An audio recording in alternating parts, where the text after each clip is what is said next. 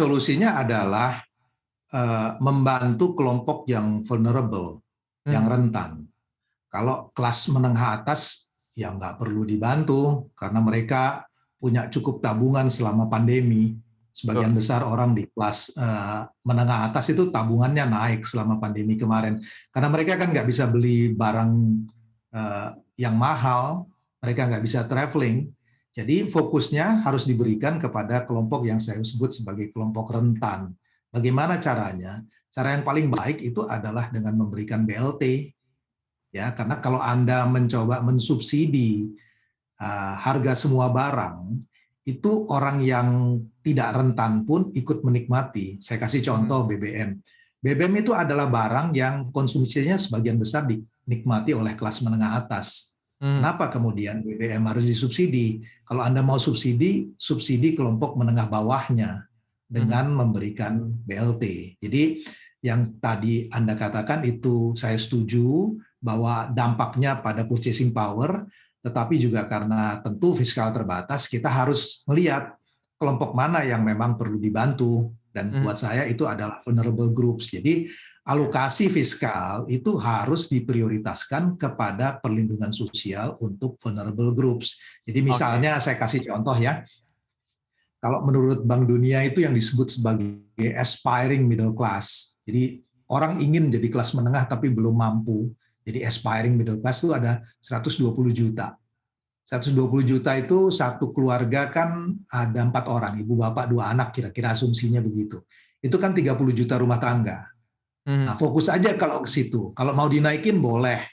Ya, coverage-nya dinaikkan jadi lebih dari 120 juta.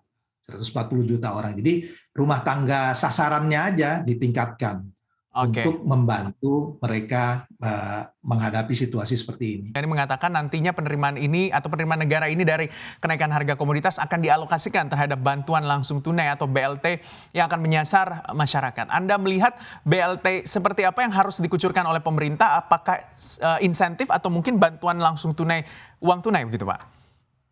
Uang tunai jawabannya. Kalau Anda kasih barang, ya Anda nggak tahu masyarakat itu sebetulnya butuh barang apa gitu. Dan itu resiko dari kita belajar dari pengalaman lalu kalau dikasih barang akhirnya bisa jadi proyek pancakan tuh seperti yang terjadi pada waktu kasus korupsi yang lalu. Jadi yang paling baik adalah dikasih cash karena kalau diberikan cash orang itu punya kebebasan untuk menggunakan uangnya untuk apa. Tentu ada kekhawatiran nanti dibelikan rokok atau apa, tapi studi yang dilakukan oleh Ben Olken di MIT dan Ray Mahana di Harvard menunjukkan bahwa dalam kasus BLT di Indonesia itu tidak digunakan untuk porsinya kecil sekali yang digunakan untuk hal-hal yang kurang berguna atau juga anggapan bahwa orang kemudian menjadi malas itu dari studi yang mereka lakukan di beberapa negara itu tidak terbukti. Jadi kalau menurut saya itu paling baik dilakukan dengan cash. Nah tentunya kalau permasalahan bantuan langsung tunai ini yang biasa aja menjadi permasalahan klasik adalah soal data ya Pak. Ini yang masih menjadi tentunya permasalahan klasik di negara kita ini, bagaimana bantuan langsung tunai harus betul-betul efektif menyasar kelompok-kelompok yang sangat membutuhkan. Tentunya harus ada lintas kementerian antara Kementerian Keuangan dan juga Kementerian Sosial untuk pemutakhiran data. Anda melihat seperti apa untuk tentunya bantuan langsung tunai ketika dikucurkan oleh pemerintah harus tepat guna dan tepat sasaran? Saya setuju, sebetulnya dulu datanya sudah ada di TMP 2K namanya. Sayangnya sejak 2015 itu tidak dimutakhirkan, tetapi saya kira sejak tahun lalu di pandemi COVID itu sudah mulai dimutakhirkan. Itu satu dari segi datanya. Kemudian yang kedua, sebetulnya pemerintah bisa menggunakan teknologi yang mulai ada sekarang. Ya, saya kasih contoh misalnya. Kenapa nggak dipikirkan untuk kerjasama dengan telco, dengan Dukcapil? Karena kalau dari data Susenas, 90% penduduk Indonesia itu punya handphone, punya HP. Dan kalau punya HP, dia harus punya SIM card. Kalau SIM card, dia harus register. Mungkin tidak semuanya register secara tepat, ya, tetapi sebagian besar dia register. Bisa di cross-check dengan Dukcapil. Dan dari handphone itu, Anda bisa juga profiling mengenai orangnya. Saya kasih contoh. Mereka yang dari keluarga rentan atau rentan miskin, ya, itu nggak mungkin mobilitasnya tinggi, dia nggak akan traveling jauh-jauh, nggak akan sanggup Jadi dari mobilitas pergerakan kan dari handphone orang bisa dilihat itu pergerakannya sejauh apa, beli SIM Mhm, card-nya sejauh apa.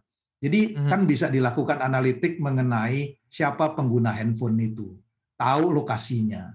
Ya, jadi kemudian gunakan juga misalnya data dari ada yang di peer to peer lending. Kan fintech bisa digunakan, itu bisa menyasar banyak sekali. Kemudian dari Grab, dari Gojek, dari macam-macam itu teknologi itu bisa digunakan. mhm, Sehingga dengan begitu kita bisa punya profiling yang punya by name by address. Saya kasih contoh PLN, ini real. Pelanggan PLN itu kan by name by address. Kalau enggak tidak bisa ditagih kan. Nah, kalau kita tahu pelanggan PLN itu by name by address, kenapa nggak diberikan subsidinya langsung aja, nggak usah disubsidi seluruh tarif listriknya. Jadi mhm. mereka yang tidak sanggup itu memang bisa listriknya dikasih murah atau gratis. Tidak Mhm. perlu semua orang dikasih listrik murah kan.